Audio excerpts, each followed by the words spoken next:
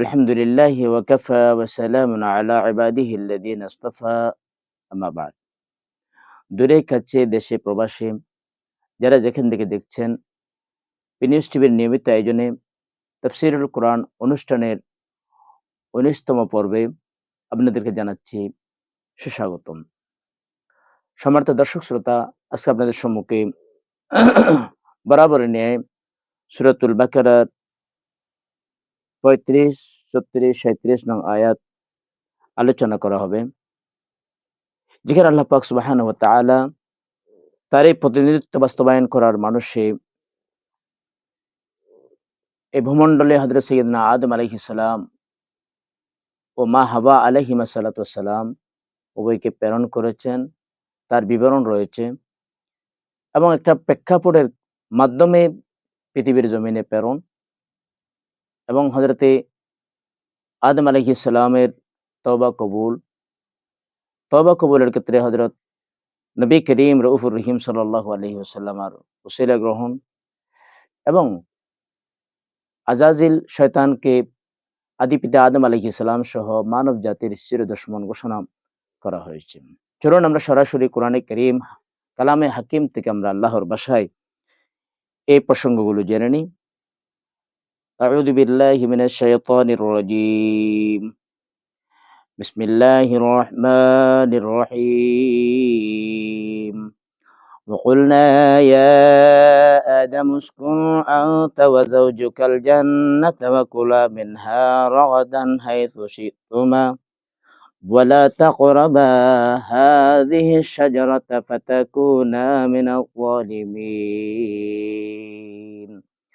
فأزلهما الشيطان عنها فأخرجهما مما كانا فيه وقلنا اهبطوا بعضكم لبعض عدو ولكم في الأرض مستقر ومتاع إلى حين فتلقى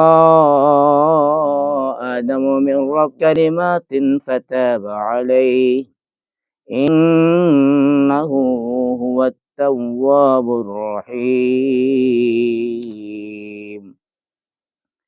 এই পর্যায়ে আমরা প্রথমত দর্শকদের অনেকের অনুরোধের প্রেক্ষিতে উর্দু ভাষায় তর্জমা, তারপরে আমরা মাতৃভাষা বাংলায় তথা অনুবাদ শুনবো, তারপর আমরা প্রয়োজনীয় ব্যাখ্যা বিশ্লেষণের দিকে যাব। সম্মানিত দর্শক শ্রোতা, আজকে অনেক গুরুত্বপূর্ণ বিষয় রয়েছে। আশা করি আপনারা শুরু শেষ ধৈর্যের সাথে আমাদের সাথে থাকবেন এবং কোরআনে কারীমের হেদায়েতে ধন্য হবার চেষ্টা করবেন।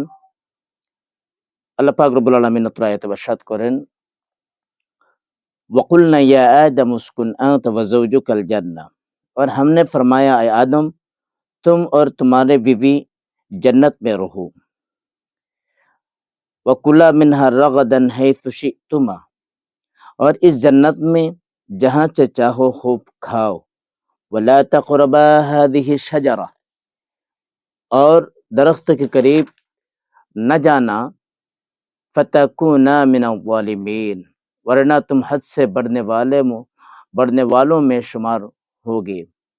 फ़अज़ल्लहुमा शैतानु अन्हा, बस शैतान ने उन्हें इस दरख्त के ज़रिए लग़ज़िश में मुब्तला किया। फ़अख़रजहुमा मिम्मा काना फ़ीह, जहाँ वो रहते हैं वहाँ से उनको निकाल दिया। वक़ुल्ना इहबितू बअदुकुम लिबअदिन अदू, हमने फरमाया तुम सब नीचे उतरो, तुम में से बाज़ के दुश्मन होगे। वलकुम फिल अर्द मुस्तक़र्रुम व मताउन इला हीन, और तुम्हारे लिए ज़मीन में एक वक्त मुकर्रर तक ठिकाना और फ़ायदा उठाना है। फ़तलक़्क़ा आदम मिन रब्बिही, फिर आदम ने अपने रब से चंद कलिमात सीख लिए। फ़ताब अलैहि, तो अल्लाह तबारक तआला ने उनकी तौबा कबूल फरमाई। इन्नहु हुवत तव्वाबुर रहीम, बेशक वही बहुत तौबा कबूल फरमाने वाला, बेहद रहम फरमाने वाला है। সম্মানিত দর্শক শ্রোতা, আল্লাহ পাক রব্বুল আলামিন অত্র আয়াতে ইরশাদ করেন, ওয়াকুলনা ইয়া আদম উসকুন আনতা ওয়া যাওজুকাল জান্নাহ,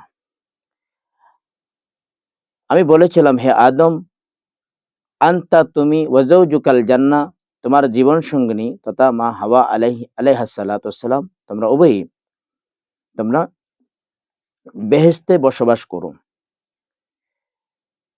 ওয়াকুলা মিনহা রাগাদান হাইথু শি'তুমা, এবং এখান থেকে তোমাদের ইচ্ছা অনুযায়ী তোমরা খাও, তবে ওয়ালা তাকরাবা হাদিহি শাজারা, তোমরা এই বৃক্ষের নিকটবর্তীও হইও না, নচেত ফাতাকুনা মিনাল যালিমিন, তোমরা অত্যাচারীদের মধ্যে পরিগণিত হবে।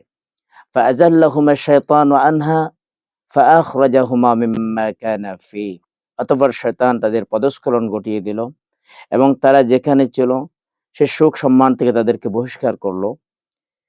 এবং আমি বলেছিলাম ওয়াকুলনা বিতু বা'দুকুম লিবাদিন আদু, তোমরা বেহেশত থেকে নেমে যাও, তোমরা একে অন্যের শত্রু, আর জগতে তোমাদের জন্য এক নির্দিষ্ট সময়ের অবস্থিতি ও বুক সম্পদ রয়েছে। ওয়ামাত্তাউন ইলা হিন ফাতালাক্কা আদমু মির রাব্বিহি কালিমাতিন ফাতাবা আলাইহি ইন্নাহু হুয়াত তাওয়াবুর রহিম। অতঃপর হযরত আদম আলাইহিস সালাম সে প্রভু থেকে কয়েকটি কথা বাক্য শিখে নিল, ফলে আল্লাহ পাক রব্বুল আলামিন তার তওবা কবুল করে নিলেন। নিশ্চয় তিনি অতিশয় ক্ষমাশীল, অতীব দয়াময়। সম্মানিত দর্শক শ্রোতা, অত্র আয়াতে কারিমা আল্লাহ পাক রব্বুল আলামিন বললেন ওয়াকুলনা ইয়া আদম উসকুন আনতা ওয়া যাওজুকাল জান্নাহ। অত্র আয়াতে হযরত আদম আলাইহিস সালামের সম্মান, উচ্চ মর্তবা, অধিকতর সুযোগ সুবিধার কথা ঘোষণা করে আল্লাহ পাক রব্বুল আলামিন বলছেন, আমি আদমকে নির্দেশ করলাম, হে আদম, তুমি তোমার স্ত্রী হাওয়া সহ বেহেশতে বসবাস করো, আর যেখানে ইচ্ছা এবং যা ইচ্ছা বেহেশতের অনন্ত সীম নিয়ামত তোমরা ভোগ করো। এই প্রেক্ষিতে হযরতে রাইসুল মুফাসসিরিন আব্দুল্লাহ ইবনে আব্বাস রাদিয়াল্লাহু তাআলা আনহু, হযরত আব্দুল্লাহ ইবনে মাসউদ রাদিয়াল্লাহু তাআলা আনহু থেকে কানা হাদিস বর্ণিত, ইবলিসকে যখন জান্নাত থেকে বহিষ্কার করা হলো এবং হযরত আদম আলাইহিস সালামকে জান্নাতে স্থান প্রদান করা হয়, তখন হযরত আদম আলাইহিস সালাম ছিলেন একা। নিদ্রিত অবস্থায় তার পাঁজর থেকে হযরত হাওয়া আলাইহিস সালাতু ওয়াস সালামকে আল্লাহ পাক সৃষ্টি করেন। হযরত আদম আলাইহিস সালাম যখন জাগ্রত হয়ে তাকে দেখতে পেলেন, জিজ্ঞেস করলেন, তুমি কে? আর কেন তোমাকে সৃষ্টি করা হয়েছে? হযরত হাওয়া বললেন, আমাকে আপনার জীবন সঙ্গিনী হওয়ার জন্য এবং আপনার শান্তি ও সান্ত্বনার উপকরণ হিসেবে সৃষ্টি করা হয়েছে। তখন ফেরেশতাগণ জিজ্ঞেস করল, হে আদম আলাইহিস সালাম, বলুন তো এর নাম কি? সঙ্গে সঙ্গে হযরত আদম আলাইহিস সালাম জবাবে বলেছিলেন, হাওয়া। ফেরেশতাগণ জিজ্ঞেস করল, এই নামকরণের কারণ কি? তখন তিনি বললেন, যেহেতু তাকে একজন জীবিত মানুষ থেকে সৃষ্টি করা হয়েছে, তার নাম হাওয়া। তার মানে হযরত হাওয়া আলাইহিস সালামকে তৈরি করা হয়েছে হযরতে আদি পিতা আদম আলাইহিস সালামের বাম পাঁজর থেকে। তাহলে বোঝা গেল আল্লাহ পাক রব্বুল আলামিন কোরআনে কারিমে ইরশাদ করেছেন, সকল মানুষকে আল্লাহ মাটি থেকে তৈরি করেছেন। তাহলে বোঝা গেল, আমরা দেখি মা হাওয়া তিনি একজন মানুষ, তাকে আল্লাহ পাক রব্বুল আলামিন আহ হযরত আদম আলাইহিস সালাম থেকে তৈরি করেছেন। তাহলে বোঝা গেল মৌলিক অর্থে মানুষ মাটি থেকে তৈরি করা হয়েছে, একটা মৌলিক উপাদানের বিবেচনা হলেও এটার অনেক ব্যাখ্যা সাপেক্ষ আলোচনা রয়েছে।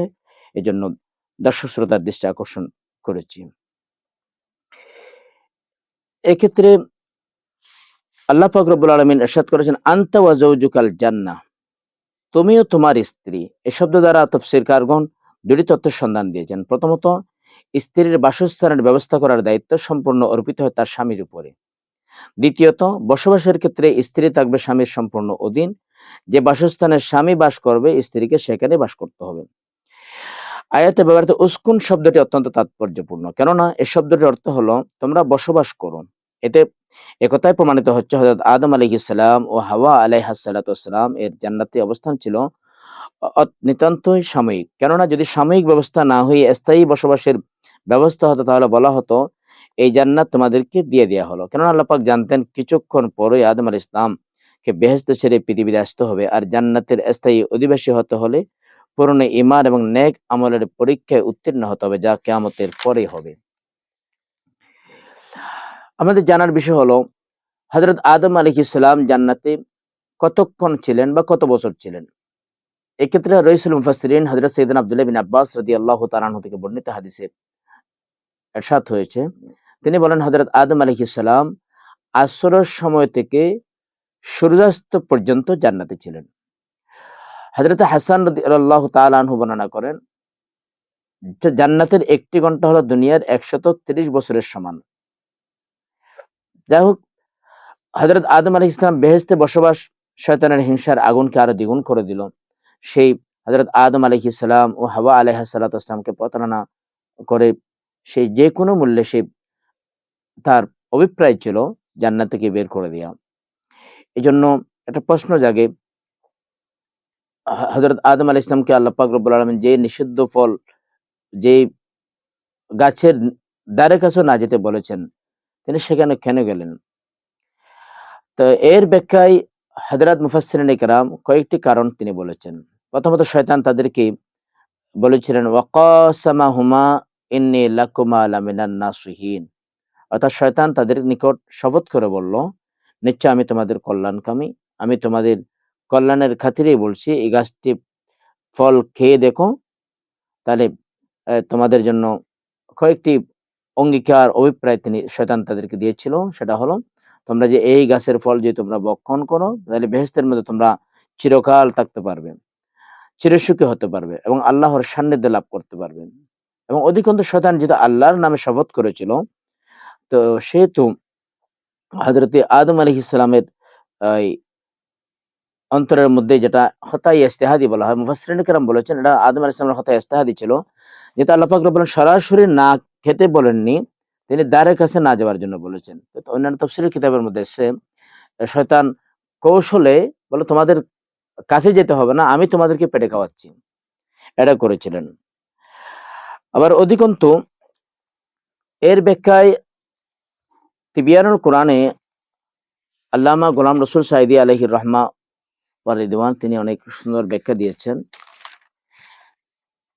এক্ষেত্রে আল্লাহ সুবহানাহু ওয়া তাআলা ইরশাদ করেছেন, ফানাসিয়া আদম ওয়ালাম নাজিদ লাহু আসমা। আদম আলাইহিস সালাম যে নিষিদ্ধ ফল খেয়েছিলেন, এটা আদম আলাইহিস সালামের ইচ্ছাকৃত ভুল ছিল না, এটা ছিল নিসিয়ান। ওয়ালাকাদ আহিদনা ইলা আদামা মিন ক্বাবলু ফানাসিয়া ওয়ালাম নাজিদ লাহু আসমা। অর্থাৎ আল্লাহ সুবহানাহু ওয়া তাআলা ইরশাদ করেন, আদম আলাইহিস সালাম আমি যখন অঙ্গীকার নিয়েছিলাম তোমরা এই বৃক্ষের নিকটবর্তী হবে না, তো আদম আলাইহিস সালাম ভুলে গিয়েছে, ফানাসিয়া, আর ওনার এক্ষেত্রে কোনো ইচ্ছা ছিল না। তো মুফাসসিরিনে কেরাম আলোচনার মধ্যে বলেছেন, ব্যাখ্যা করেছেন, খতা এবং নিসিয়ানের মধ্যে পার্থক্যটা আমাদের বোঝা লক্ষণীয়। সেটা হলো, নিসিয়ান বলা হয় যেই ভুলটা ব্যক্তি করেন, কিন্তু ভুল করার সময় ভুলকারীর মধ্যে ওই বিষয়ের বিধান সম্পর্কে তার অবগতি থাকে না, তার মস্তিষ্ক থেকে, স্মৃতিপট থেকে এর বিধানটার অপরিহার্যটা বা করা না করার বিষয়টা লোপ পায়। এটাকে বলা হয় নিসিয়ান।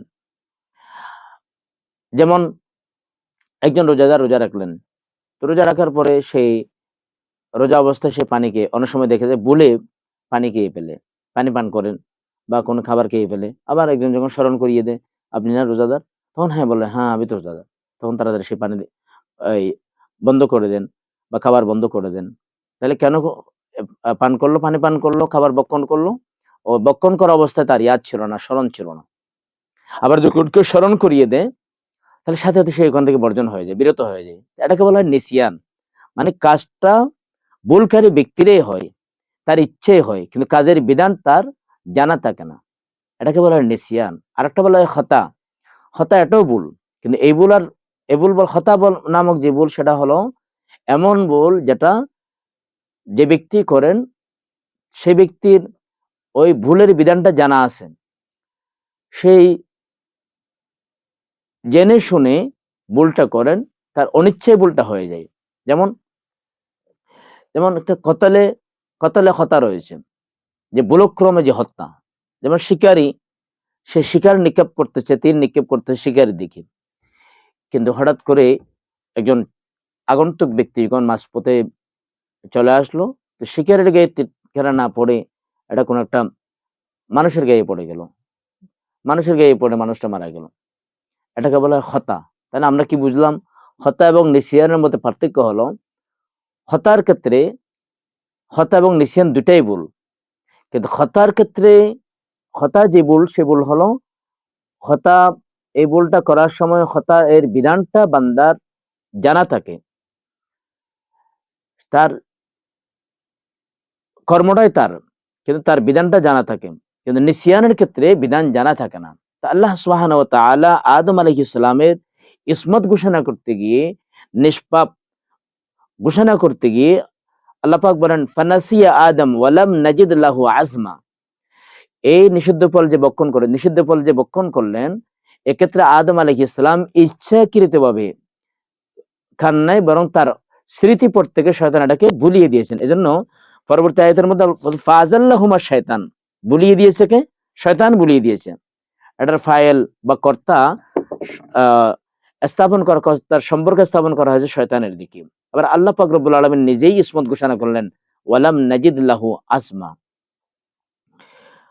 তো এই জন্য হতা এবং নিসিয়ানের ক্ষেত্রে শরীয়ত ফয়সালা হলো রফিআন উম্মতিল হতা ওয়ান নিসিয়ান, যে রাসূল করিম সাল্লাল্লাহু আলাইহি ওয়াসাল্লাম ইরশাদ করেন, আমার উম্মতের হত্যা এবং নিসিয়ান নামক যে ভুল রয়েছে এগুলো ক্ষমা করে দেওয়া হয়েছে। তো এই হাদিসের ব্যাখ্যাকারকগণ একথা বলেছেন, অর্থাৎ ইনদাল্লাহ, আল্লাহ পাক সুবহানাহু ওয়া তাআলার দরবারে দুইটার জন্য ক্ষমা রয়েছে, যেগুলো ভুলে মানুষ, যে ভুলগুলো সংঘটিত হয় ইচ্ছায় না অনিচ্ছায়। কিন্তু দুনিয়ার আদালতের ক্ষেত্রে নিসিয়ান নামক যে ভুলটা রয়েছে, সেটা দুনিয়ার আদালতের মধ্যে ইসলামী হুকুমত থাকলে সেটাও ক্ষমাযোগ্য, এবং পরকালীন আল্লাহর আদালতের মধ্যে এটা ক্ষমাযোগ্য। আর নিসিয়ান যেটা খতা যেটা রয়েছে, সেটা আল্লাহর আদালতের মধ্যে ক্ষমাযোগ্য, কিন্তু দুনিয়ার আদালতের মধ্যে তার সুনির্দিষ্ট শরীয়ী বিষয়ের মধ্যে সুনির্দিষ্ট তার কাদা রয়েছে, তার বিধিবিধান রয়েছে। যেমন কতল বিল খতা যদি হয়ে যায়, তাহলে এর জন্য দিয়তের ব্যবস্থা বিধান রয়েছে শরীয়তের মধ্যে।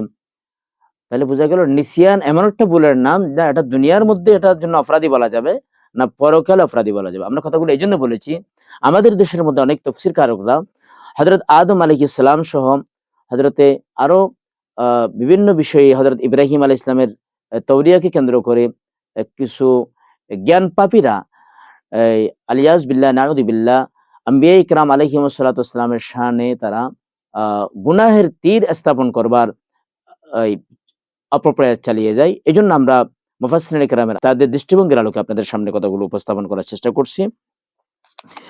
অধিকন্ত আল্লামা গোলাম রসুল সাইদি রহমতুল্লাহি আলাইহি তিনি আম্বিয়া ইকরাম যদি ভুল যদি তাদের কাছ থেকে যদি সাব্যস্ত হয়ে থাকে, নাউজুবিল্লাহ আলিয়াজবিল্লাহ, হতে তো পারে না, এক্ষেত্রে সকল উলামায়ে ইকরাম একমত।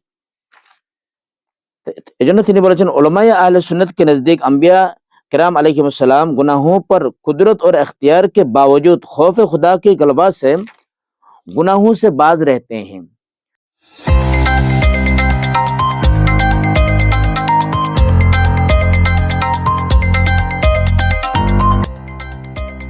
সত্যের সন্ধানে নির্ভীক, পি নিউজ টিভি।